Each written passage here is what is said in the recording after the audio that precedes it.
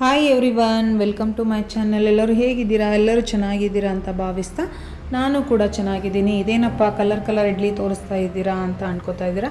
ನಾನು ಸಿಂಪಲ್ಲಾಗಿ ಹೆಲ್ದಿ ಆಗಿರುವಂತಹ ಒಂದು ಬೀಟ್ರೂಟ್ ಇಡ್ಲಿಯನ್ನು ಯಾವ ರೀತಿ ಮಾಡೋದು ಅಂತ ತೋರಿಸ್ತಾ ಇದ್ದೀನಿ. ನೋಡಿ, ಮೊದಲಿಗೆ ನಾನು ಇಲ್ಲಿ ಬೀಟ್ರೂಟನ್ನು ಚಿಕ್ಕ ಚಿಕ್ಕದಾಗಿ ಕಟ್ ಮಾಡಿಕೊಂಡು ಮಿಕ್ಸಿ ಜಾರಲ್ಲಿ ಹಾಕ್ಕೊಂಡ್ಬಿಟ್ಟು ಅದಕ್ಕೆ ಸ್ವಲ್ಪ ಕರಿಬೇವು ಸೊಪ್ಪು, ಒಂದು ಬೆಳ್ಳುಳ್ಳಿ ಹೆಸರನ್ನು ಹಾಕೋತಾ ಇದ್ದೀನಿ. ಟೇಸ್ಟು ಚೆನ್ನಾಗಿರುತ್ತೆ ಅಂತ ನೋಡಿ ಪೇಸ್ಟ್ ಮಾಡ್ಕೊಂಡಿದ್ದೀನಿ. ಈಗ ಇಡ್ಲಿ ಬೆಟರನ್ನು ತೊಗೊಂಡಿದ್ದೀನಿ. ನಾವೇನು ಡೈಲಿ ಯಾವ ರೀತಿ ಇಡ್ಲಿ ಬೆಟರ್ ಮಾಡ್ಕೋತೀವಲ್ಲ ಅದೇ ಬೆಟರಲ್ಲಿ ಹಾಕಿಬಿಟ್ಟು ಮಾಡ್ಕೋಬೋದು. ಆ ಮಿಕ್ಸ್ ಅದನ್ನು ಬೀಟ್ರೂಟ್ ಪೇಸ್ಟ್ ಇರುತ್ತಲ್ವ ಅದನ್ನು ಚೆನ್ನಾಗಿ ಮಿಕ್ಸ್ ಮಾಡ್ಕೋಬೇಕು. ಬೀಟ್ರೂಟ್ ಅಂತೂ ಹೆಲ್ತಿಗೆ ತುಂಬ ಒಳ್ಳೆಯದು. ಬಟ್ ಬೀಟ್ರೂಟಿಂದ ಜ್ಯೂಸ್ ಮಾಡ್ತಾರೆ, ಹಾಗೆ ಪರೋಟ ಮಾಡ್ತಾರೆ, ಆಮೇಲೆ ಪಲ್ಯಗಳನ್ನ ಮಾಡ್ತಾರೆ.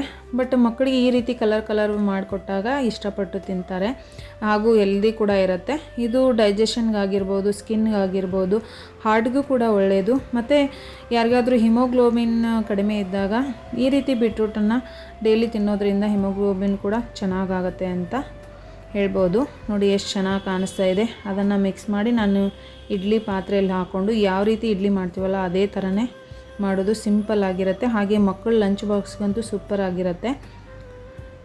ಹಾಗೆ ಚಟ್ನಿ ಆಮೇಲೆ ಸಾಂಬಾರು ಜೊತೆನೂ ಕೂಡ ತಿನ್ಬೋದು, ಚೆನ್ನಾಗಿರುತ್ತೆ. ನೋಡಿ ಎಷ್ಟು ಕಲರ್ಫುಲ್ಲಾಗಿ ಬಂದಿದೆ. ಹಾಗೆ ಯಾರೆಲ್ಲ ನನ್ನ ಚಾನಲ್ ಫಸ್ಟ್ ಟೈಮ್ ನೋಡ್ತಾ ಇದ್ದೀರಾ ಹಾಗೆ ಸಬ್ಸ್ಕ್ರೈಬ್ ಮಾಡ್ಕೊಳ್ಳಿ. ಪಕ್ಕದಲ್ಲಿರುವಂಥ ಬೆಲ್ ಐಕಾನ್ನ ಪ್ರೆಸ್ ಮಾಡಿ ಆಲ್ ಅಂತ ಕೊಡಿ. ನಾನು ಹಾಕುವಂಥ ಎಲ್ಲ ರೆಸಿಪಿಗಳ ನೋಟಿಫಿಕೇಷನ್ ಮೊದಲು ನಿಮಗೆ ಬರುತ್ತೆ.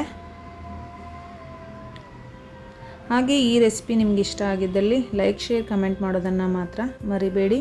ವಿಡಿಯೋ ನೋಡಿದ ತಮ್ಮೆಲ್ಲರಿಗೂ ಧನ್ಯವಾದಗಳು. ಮತ್ತೊಂದು ಹೊಸ ರೆಸಿಪಿಯೊಂದಿಗೆ ಸಿಗೋಣ. ಅಲ್ಲಿವರೆಗೂ take care. Bye bye everyone. Thank you so much.